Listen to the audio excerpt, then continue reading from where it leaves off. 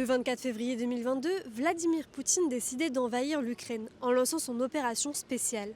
À 2 ans de guerre, Omerta a décidé de venir à la rencontre des Français pour savoir ce qu'ils en pensent. Alors, quel impact la guerre en Ukraine a-t-elle sur votre vie de tous les jours ? Plus pour la nourriture, quoi, les denrées alimentaires, plus qu'autre chose. Honnêtement, ça m'impacte pas trop genre, dans la vie de tous les jours.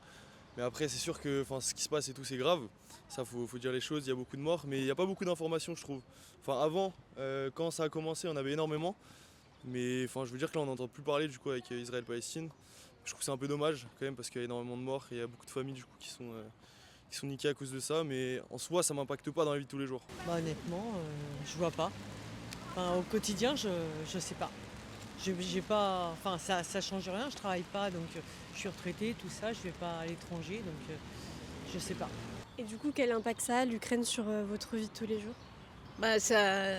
J'y pense tout le temps, c'est un peu comme une injustice, quoi. On peut pas rester insensible à une injustice comme celle-là. Poutine, il a suffisamment de terrain, il a suvaisamment un grand pays, machin. Il n'y avait pas de raison, quoi. Oui, parce que j'ai des amis qui sont de l'Est. Et du coup, qui vivent la guerre ? Il y en a qui ont vécu la guerre, mais qui sont partis en clandestin avec les parents, les enfants. On se dit qu'on est privilégié et que ça nous fait vraiment beaucoup de peine. Voilà. Et que, on essaie d'aider à notre hauteur, mais ça s'arrête là, malheureusement. Un impact assez fort, psychique d'abord, psychologique. Et puis je pense que sur les prix, il y a quelque chose aussi qui s'est passé. Donc l'impact est assez fort, effectivement. Aucun. À part moralement. On peut avoir une opinion concernant cette agression. Mais au quotidien, ça n'a pas réellement d'impact. Pour moi, rien, parce que c'est quand même, ma belle-fille, c'est quand même ma famille. Voilà, mais j'aime pas la guerre. J'ai une belle-fille qui est ukrainienne, mais voilà.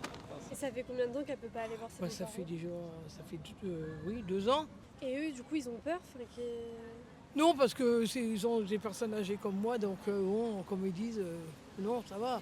Ils sortent pas. Par contre, l'autre fois, parce qu'elle m'a fait voir une vidéo, on entend même de chez eux, on entend les bombes et tout. Ils ont leur maison là-bas.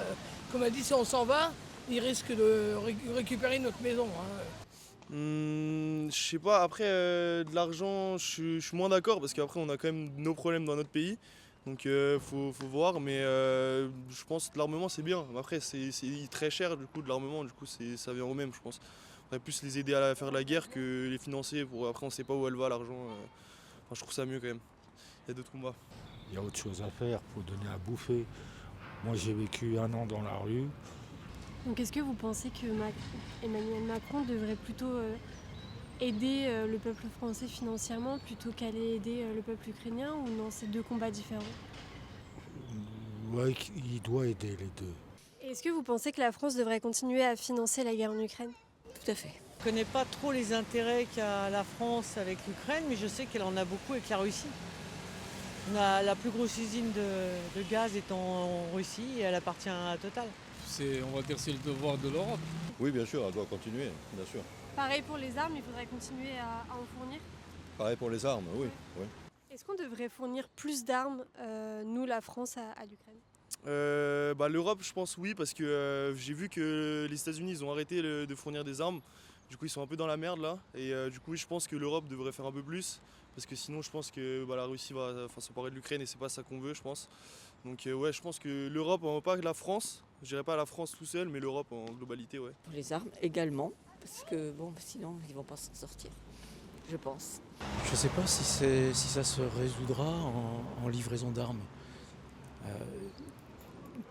Je pense qu'il serait peut-être plus important d'avoir des actions directement dirigées contre Poutine, mais vraiment contre Poutine, pas forcément contre le peuple russe, parce qu'à l'évidence, à ce qui me semble évident, il semble être manipulé. Donc vous avez peur que la Russie envahisse d'autres pays comme la France par exemple ? Disons qu'ils ont les moyens. Honnêtement, Non, je pense pas, parce qu'après, après, de ce que je sais et des informations que j'ai eues, ils ont été quand même bien touchés aussi. Du coup, je pense qu'ils n'ont aucun intérêt à aller dans un autre conflit. Ah ben c'est évident, bien sûr.